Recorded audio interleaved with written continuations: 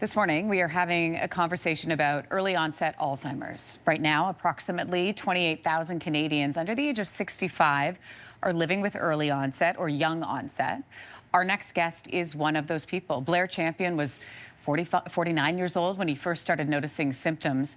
That led to an official diagnosis a few years later. He is currently being treated by Dr. Freedman, one of our country's leading dementia specialists and the head of neurology at Baycrest Health Sciences. Blair is joining us from Stouffville this morning, and Dr. Freedman is here in studio. Thank you both for being here today. Of course.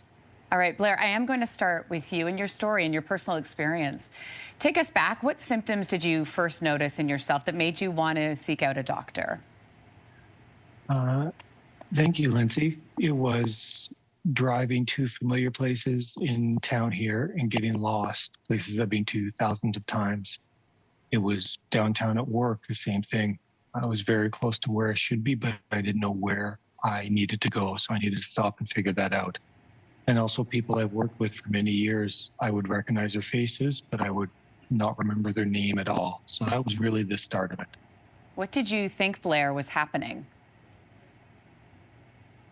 It didn't take me long to realize that I had a feeling that it had something to do with my memory. With my dad passing away at 86 from Alzheimer's, I had seen the progression, and somewhere I knew that this was probably what it was. So, Blair, you get the diagnosis. How did you react when you heard that news? There wasn't really any shock. There was more, yes, this is what I figured it was. So let's just move forward and see if there's anything that can be done. So you come up with a plan. You have your family supporting you. Blair, speaking of your family, you have 4 daughters.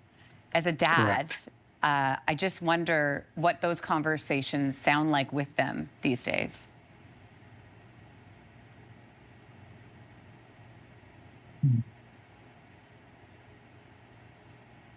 Thankfully, from the outset, what we decided to do was to be honest and open with them, to let them know what was happening with me and what potential future looked like.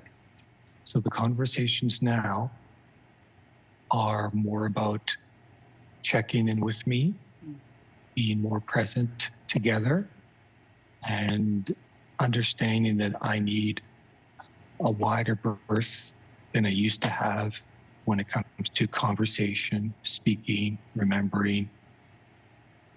Just the daily things are not taken for granted anymore when we converse.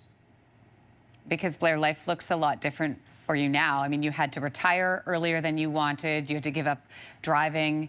I mean, things are quite different. What are some things that have helped you in terms of feeling hopeful and living a full life? On a daily basis, it's being able to find joy in the small things that I do. So when I'm doing something with one of the girls or with Johnny, my wife, or friends, it's just understanding that this moment right now is what's important to me and doing what I can to make sure that I am making memories for all of them.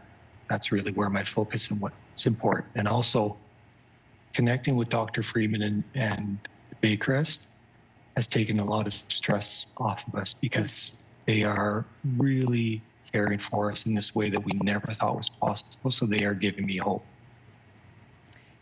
Dr. Freedman, Blair is one of your patients. I'm not going to ask you specifics about his medical care. I know you cannot comment on that.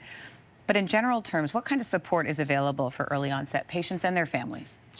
That's a very important question. The Alzheimer's disease and other dementias affect people of all ages.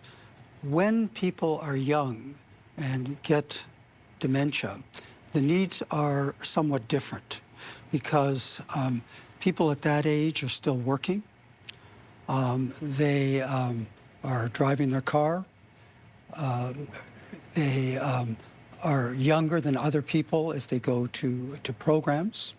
So what we really need to do is tailor the advice and tailor the program to deal with the issues that are more appropriate for young people. For example, if someone has dementia and they're still working, what you want to do is to have them be able to work as long as possible, but to identify the time when they can no longer do that, and then help that person transition from work to not working.